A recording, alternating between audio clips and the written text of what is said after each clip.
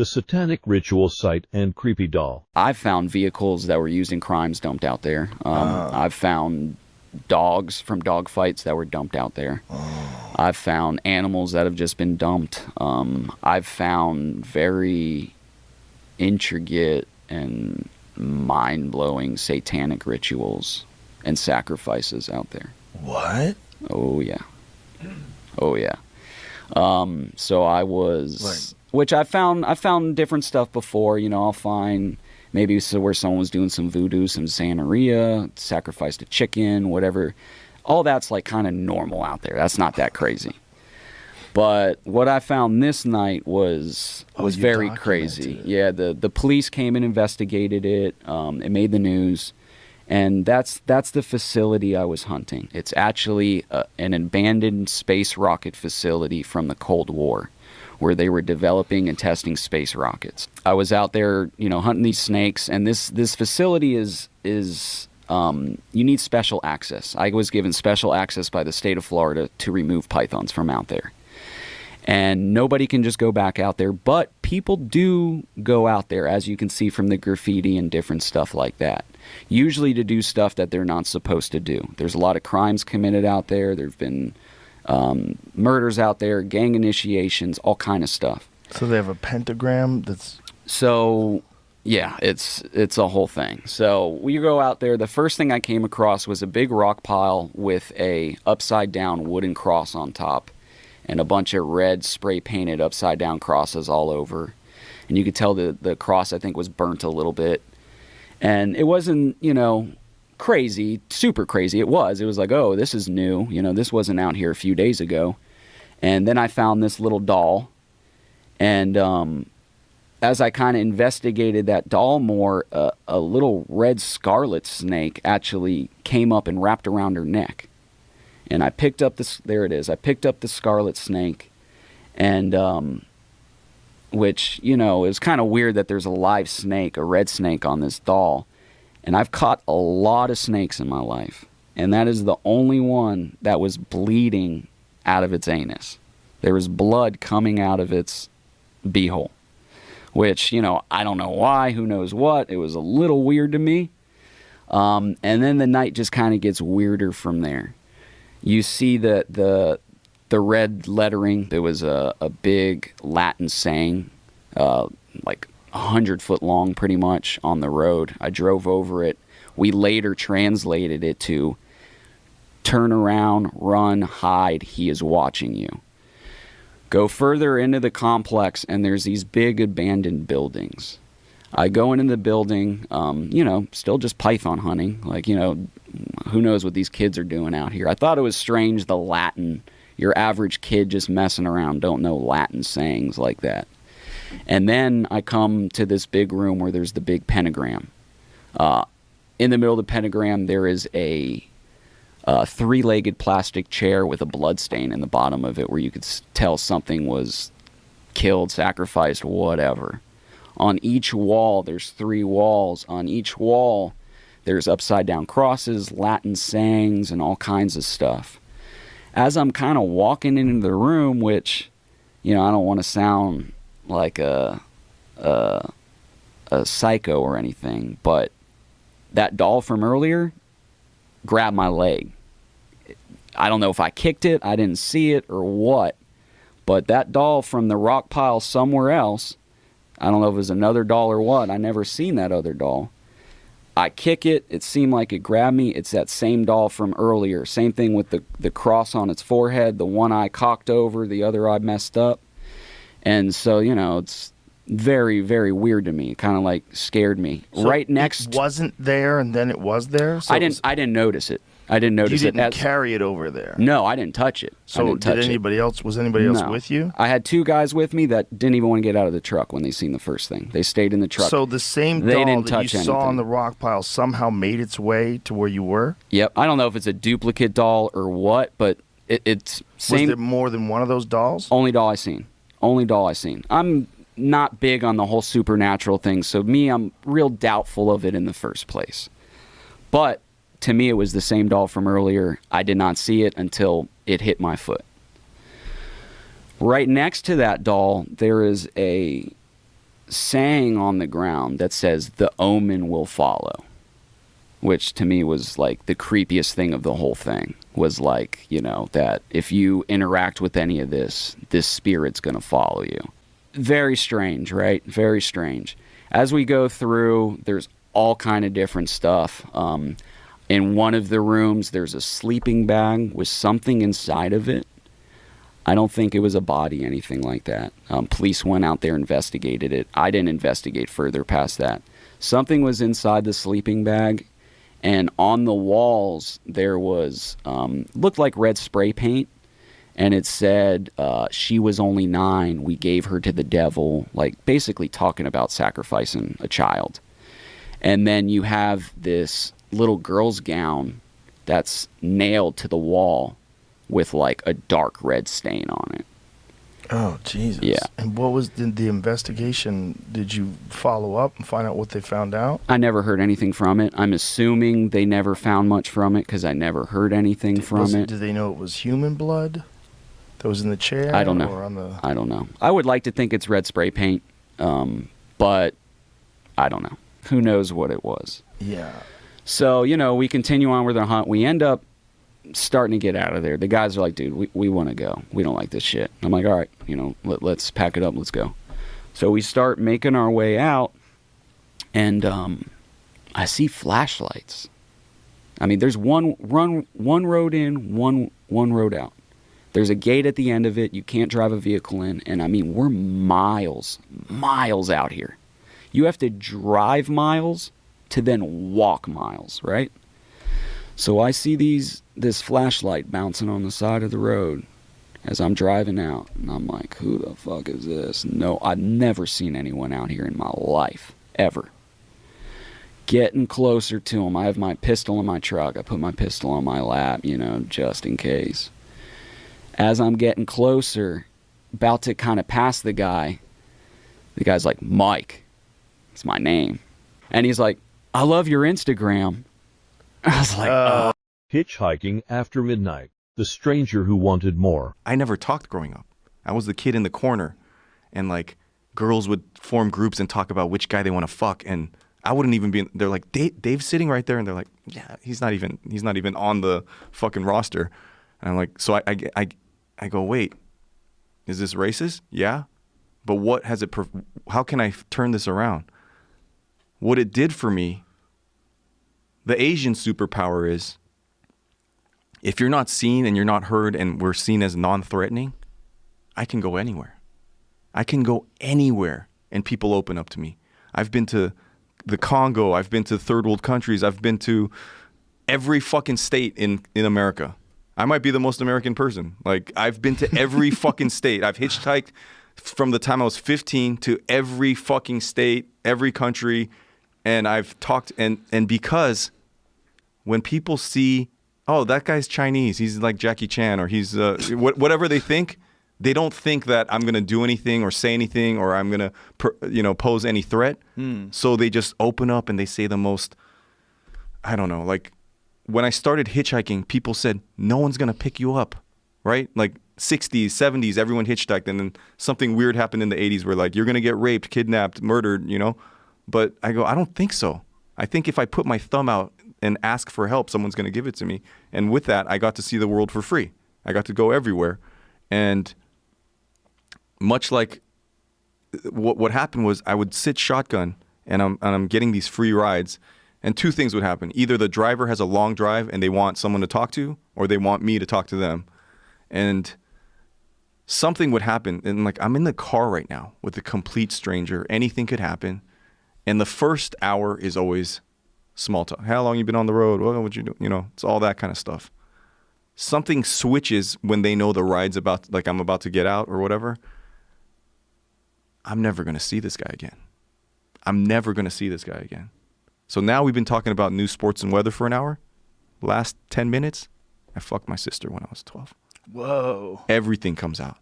So I've heard... Think about how many rides I've hitchhiked. How old was he? He was 12. How old was his sister? I don't know. It was 8. I mean, everything. Drugs, incest. I killed somebody. Like murder. A guy told murder confessions. Really? I've heard the most insane. Hold one at a time. Murder confession. I don't know if I should retell it here. You definitely should be. A guy confessed to me that he was thinking of raping me when I stayed at his house. Oh, Jesus. You stayed at his house? You didn't just hitchhike, you hitch-housed? I was in the deep south. I was in the deep south. It was like I was trying to hitchhike from LA to New York City. I was with my friend Brian. Same thing. No one's going to pick up two fucking dudes. And John Wayne picks us up, cowboy guy. 10-gallon hat, you know. Damn, you boys look, you know, hot out there. Get in the car. And he's telling us about shrimp po' boys, and you know, he works on a offshore oil rig, and it's 2 weeks on, 2 weeks off, and it's just 2 weeks off right now. So he's like, "Where are you guys headed?" And we're like, "We're just trying to get to New York." New York? What you want to go there for? A bunch of queers out there. I don't know. We want to check it out. You guys want to stay at my house tonight? Like, this guy looks like grandpa. Just cowboy boots, cowboy hat, just big gut. Like, he's a dude. Right. Yeah, I'm young. I'm 17 or 18 at this time. We get to his house in this is what I'm talking about. It's a tiny town in Louisiana. Deep South. Okay. Like, we get in his house, Die Hard movie collection, Rambo movie collection, shotguns, and lube. Just a dude, just a man's man. And he has in his part-time job is an anesthesiologist. That part-time anesthesiologist. Part-time and then part-time offshore oil rig. And I'm, you know, this is summertime, deep south, covered with like grease and mosquitoes, living outside on the road, hitchhiking. He's like, "You guys want to take a shower?" I'm like, "Fuck yeah."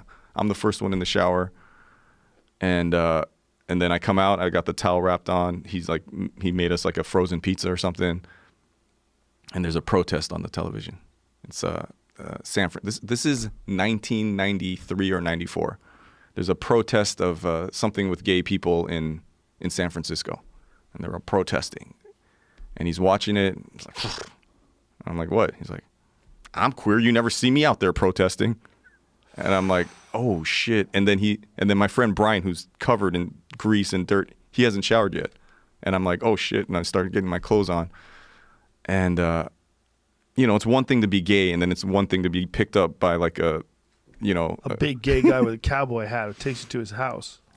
So and here's the thing: I don't want to discourage people from hitchhiking. This is one weird incident that's happened in like 15 years of hitchhiking. So he's like, hey, Brian, it's your turn. Why don't you take a shower? No, I'm okay. I'm all right. You're filthy. Why don't you get in there and take a shower? He's like, no, I'm all right. I'm okay. And I go, oh, fuck. What do we do? You know, I do a little powwow in the corner. He's like, he's old. We can take him if he tries anything. We're tired. We were fucking so tired. We're like, he looks like he was like falling asleep on his couch. And he goes, he's going to go to sleep soon. Let's just fucking stay the night. It's fucking air conditioned in here. And then let's leave first thing in the morning before he wakes up. Like, okay, fuck it. Let's just do it. All right, boys, I'm going to turn in. I'm like, yes. So we take the couch and I go, let's sleep in a formation and let's take turns. We should have just left. You go, you stay up for an hour and then wake me up. I'll stay up for an hour. And then we'll leave crack of dawn, you know. I had a pocket knife. So I slept like this. I took the knife and I put the thing like this, and I slept like that. And I stayed up for the first hour, and I see him walking around his room. The lights are on, and I'm like, this guy's not going to sleep. Midnight, 1 a.m. I'm like, what the fuck? Why won't this guy go to sleep? Putting his masks on. So I nudge Brian. I go, hey, it's your turn. I'm gonna fucking pass out. He's out cold. I'm like, fuck, dude. Fuck, man. I'm too tired. And I go, okay, I'm just going to stay up the whole night. So I'm up. I'm like, guys are closing, bringing back up again, gripping the knife. And then sometime around 5:30 in the morning or something, my eyes are closed, but you know when you feel someone. Mm-hmm. So he comes out of his room, and he's standing there, and I could see, and then I go, oh shit, and then I grip the knife, and I go, this is it, it's gonna happen right now, and he just leaves. He goes out the door, and I go, oh fuck, like, and then I wake up Brian. I go, Brian, let's get the fuck out of here. He's like, what's going on? He's like, dude, he just left. He's like, okay, I'm gonna take a shower then. I'm like, what are you talking about? He's like, if he went to the store or something, like he's not gonna get some duct Yeah, tape. he's not gonna be back for. I'll jump in and jump. I go, dude, let's just go right now. Like he was, I don't know if he was jerking off or what. Like he was. I had my eyes closed, but he was standing right there, and he's like, I'll be quick. So he runs in, takes a fast shower. We get our clothes on, and like just as we're walking out, he's like, hey, he like pulls in. You guys leaving without saying bye? I just went to the market to get some eggs for breakfast, and I'm like, oh fuck, dude. So I'm like, I have the knife in my hand the whole time. I go, like, it's that thing where I'm a people pleaser, you know, like I'll even put my own life at risk to, like, this guy went to the store and got eggs for me, you know, like, yeah, sure, we'll have some eggs. So we go in, and the guy starts talking about his wife and how he works on this offshore oil rig with like a younger dude. It's just two guys running this whole oil rig. And the other guy just talks about how much he hates gay people the whole time, not knowing that this guy is. Wow. And then he just like all the other times I've been picked up, he starts opening up about how he was married, he has a bunch of children, and then he figured out he was gay. And then he's just like, I could see it. He knows we're on our way out. He's never going to see us. Let's just fucking let it on. You boys look so cute on the side of the road there last night. And it's like, I was so like, I'm so lonely. I don't get to, you know, you don't know what it's like to be a queer guy in the deep South. And man, when I came out this morning and I saw you guys sleeping together, you guys on the couch, you look so beautiful and perfect. And I'm like, oh my fucking God, dude. And then he says, I thought about just, you know, if you guys wouldn't mind if I just touched you a little bit. And I'm like, what the fuck? And, you know, we've once again, I froze. I'm like, oh yeah, cool. Yeah, so and so I said, yeah, we're gonna leave now. So we just fucking booked it. And then all of his neighbors were black. Like he lived like in a black neighborhood, and like the houses are on stilts because of the swampland and whatever. And I don't know if he's done this before, but as we ran out, like I heard like the kids laughing, and they're like, "Oh, Tom, they're trying to do it again," and I'm like, "Oh fuck, like this isn't the first time." Like, oh, of course. And look, man, drives around looking for hitchhiking. They came at night. Any person that you run into in the woods is scary. It's weird. Like if you, I always said that everything in the woods is scarier. Like if you saw a naked baby in the woods, you'd be like, what's that baby doing here? Exactly. Nuts. Yeah. Baby just standing there looking at you. There's something weird about the woods in general. And if you were walking through a mall and a man was walking your way, it's just another person. Like, hello, hi. You know, you're at the park, see a guy, normal. But if you're in the middle of nowhere in the woods and you see another person, there's this moment where you're like, what's this guy up to? Who is he? What's he doing? Is he dangerous? Yeah, and I think that's because we're all raised in an urban environment, more or less nowadays. And so having lots of people around is normal. But to have one person in a pretty remote area, we don't experience that very often anymore. Well, there's also no one is going to help you there. Right. If you're alone in the woods, there is this weird, like if you're some crazy serial killer guys out there, like, and you know, you're backpacking, you're like, uh-oh. Like now I'm at the mercy of this person if they're crazy. I have a chapter in my book where I describe an event that I'm basically been a real private person all my life until this book came out. And once I wrote this book, I had to bring up stories that are very personal to me. And I had an event one night that was terrifying, probably the most terrifying thing that's ever happened in my life. It involved humans. So, yeah, I totally get that. People in places where they shouldn't be. I'll just give you the elevator speech part of it. Okay. So I was in my cabin at night, and the dog started growling. I had very big dogs. I always have dogs.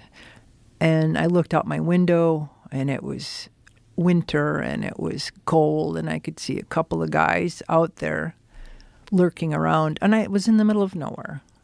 And then it kind of digressed from there. So I for the first and only time in my life, I pulled a gun on these guys. Really? Yeah, I was in danger. What were they doing out there? Well, they came to pay me a visit. They knew who you were? They called me by name, which was really freaky. So you think somebody in the woods walking around scary? Wait till you see somebody who you don't know who it is and they call you by your first name. That's freaky. And what did they want? I didn't find out because I pulled a gun on them. Wow. I drove them off. And it was So terrifying to me it was not terrifying at the moment because I was absolutely focused, like predator focused, calm. But after they left, I started to shake and yeah, kind of after the adrenaline surge happened. They were drunk. Oh. Yeah, it wasn't good. And so how did they know who you were? Do you know? I was working up there. I was kind of a novelty, a young blonde woman. I was only about 25, living alone, studying wolves. And at the time, there were other people coming and going studying wolves. But at that winter, I was alone. I was working behind the customs station right on the Canadian border, and they were hauling logs down out of Canada, bringing in the customs station. They would have to transfer the logs to an American truck, and then the Canadian trucks would go back. And I temporarily took a job as the knot bumper at the log deck landing, which means my job was to run a chainsaw, trim off the branches, trim the length of the log to exactly fit the log bed. Anyway, so I was around. So these loggers knew who I was, and I was, I was cordial enough. But it was two of those guys. Oh. Yeah. And I never told the story till I wrote this book. And I just thought it's a part of me that's very personal. It's a part of me that I learned from. It's never happened again. And I had one old logger, old Bob. He saw me on the road the next day. I was pretty shook up. And he stopped. We chatted often. And he says, so I hear you had some visitors last night. And I looked it up because he was up in his log truck. I said, yeah. He says, you don't have to worry. That won't happen again. He's kind of watching out for me. So how did he find out that you had visitors? The Logger Network, the CB radios. I don't know. I didn't tell anybody. But he knew right away. Yeah, it's humans that you have to be scared of. Totally. Yeah. Yeah. There's no serial killer mountain lions, right? They just have a purpose in nature. Yeah. They just kill because they kill because they eat. Well, that's what their job is. People are weird. People are Your little creepy. sign about there being weird. I love that. Yeah, especially men. Men in the woods are scary. Creepy men that wanted more. I dodged 2 molestation attempts. Really? Yeah, 2. What'd you dodge? Well, I dodged one of them when I probably was like 7 or 8 years old. That was the scare. Well, they were both pretty scary, but that was the scarier one because I was at the library and I was by myself. I was a latchkey kid. My parents just let me out of the house. At the time was kind of normal. In retrospect, like thinking about it now, like I couldn't imagine letting my 7-year-old just public fucking library. wander around. Not just that, but walk to the public library, in San Francisco. And this guy, and so I was reading these books they had a section of monster books. Yeah. And this guy came up to me and he goes, do you like monster books? I go, yeah. And he goes, oh, I have some monster books in my car. You want to see them? I'm No. like, okay. Like, I didn't know any better. I was fucking 8 years old or whatever it was. And as I'm leaving with this guy, the librarian starts screaming, Joseph, you get away from that man. That man just got out of jail. And she yells at him to get out of there, and the guy runs away, and I just started crying, and I was like, whoa. Yeah. So I dodged that bullet. And then another time when I was 13. When I was 13, we were hanging around this lake in Jamaica Plain. It was Jamaica Pond was this place we would go and fish. And there was another pond that was like this neighboring pond that was like slightly smaller. And this guy was always like running around the lake. He was jogging. And me and my friend Josh would be hanging out. This guy would come over and talk to us. He seemed like a super normal guy. He used to be a teacher, and he had retired, and, he probably was like in his 60s. Then one day, it's just me. He went for it. One day, it's just me. and I'm fishing, and he comes by, and he's drunk. Damn. And he tells me he loves me, and I'm like super confused. How old were you? 13. Okay. And I had been talking to this guy on and off. I had seen him, for months. Yeah. Like he'd come by, say Yeah, hi. yeah. It was always like casual, very good humored, very friendly, but he was like setting us up. And he comes by, and then I realize after he tells me he loves me, but there can be no love without sex. That's what he says. And I'm like, what? And I had a knife. So I remember I grabbed my knife in my pocket, and I had my hand on my knife, and I was like, oh my God, I'm going to have to stab this guy. Damn. Yeah. I was like, this is going to, because there was no one around. There was no one around. It was Wow. just trees and You were 13, forest. you were like, I was I'm going to have to 13. stab. Oh, I was going to cut.